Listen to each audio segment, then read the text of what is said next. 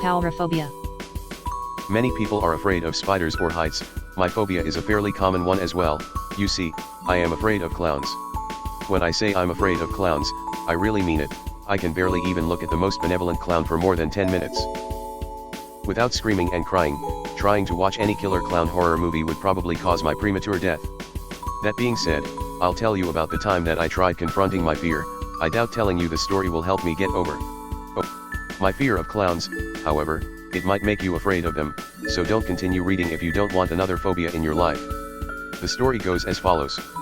A couple of months ago I was enjoying the weekend with a friend in his house, only he and his cat live there, so his house is pretty much the perfect hangout place.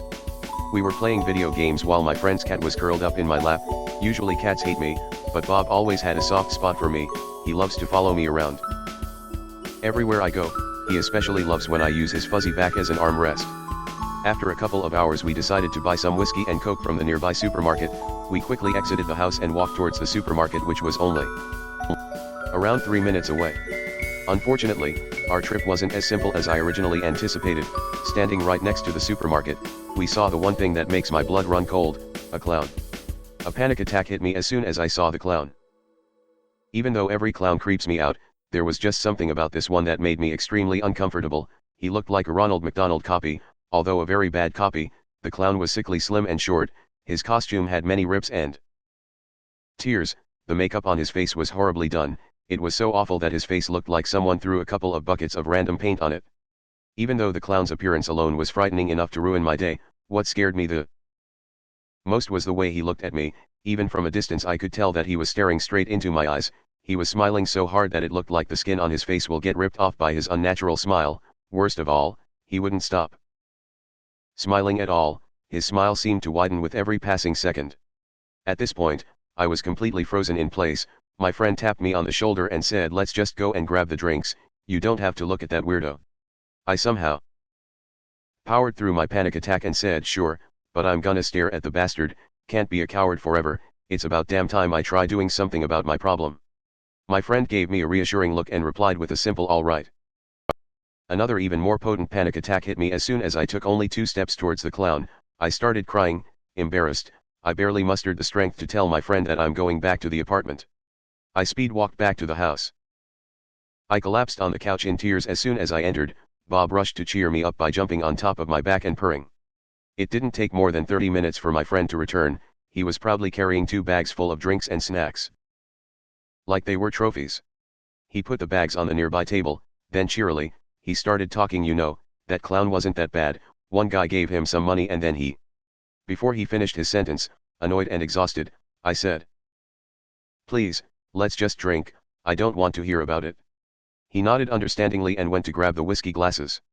Hours passed. After some time of heavy drinking we fell asleep on the couch. It wasn't an enjoyable nap for me, because a nightmare involving the supermarket clown, which I would rather not describe, woke me up. I groggily went to the spare bedroom, but before going to bed, I realized that neither of us locked the front door. Who knows how long we were asleep. It's not like this is a crime-free neighborhood. Anyone could have entered the house. I walked as fast as I could towards the front door. I checked it and, as expected, it wasn't locked, so I immediately locked it. I reassured myself that no intruder entered the house, then I went to bed. While lying in bed, morbid thoughts started attacking my mind. What if someone entered the house? What if the clown we saw earlier followed my friend home and is waiting for the opportunity to surprise us? The sequence of disturbing thoughts was instantly stopped by the sound of soft meowing. I was shocked to hear meowing coming from under my bed, but that shock was immediately replaced by a feeling of relief. Even though Bob was just a cat, knowing he's here to protect me while I try to sleep was oddly putting my mind to rest. After some time of rolling around in bed, I finally fell asleep to the sounds of soft meowing and purring. I woke up early next morning. Considering my paranoia from last night, the sleep itself wasn't too bad. I found my friend playing with Bob in the living room. I immediately told him Bob's a real lifesaver. If it wasn't for him, it would have been damn near impossible for me to get some sleep last night. He looked at me in confusion and asked what you mean. Bob was keeping me company. He slept under my bed last night. I said with a smile. Nah, he was here with me. He slept right next to the couch, my friend immediately rebutted. I heard him meowing in my room. I responded. I know Bob thinks you're cool and all, but he always sleeps next to me, it's like a ritual of ours, you see. He stopped mid-sentence, his calm demeanor was rapidly substituted by absolute fear. Please, just trust me, follow me and don't ask any questions until we're out of the house, he said with an unusual shakiness in his voice. He picked up Bob and ran towards the front door. I followed him as he hastily unlocked it. He barely gave me enough time to put on my shoes before pushing me out of the house and then immediately locked the front door behind us. He rummaged through his pockets trying to find his phone. He quickly realized he left it inside the house, so he turned towards me and said with noticeable urgency in his voice, "Give me your phone, we have to call the police." I gave him the phone, but before he could use it I asked him, "Can you at least tell me what the hell is going on? You really wouldn't want to know." He brushed me off. I snatched the phone out of his hand, with visible annoyance on my face. I said, "I do want to know, I'm not giving you my phone before you tell me why you're acting like a mental patient." "Fine, I'll tell you, but please stay as calm as you can," he told me before taking a deep breath. "Yesterday, you cut me off before I could tell you why I didn't think the clown was so bad.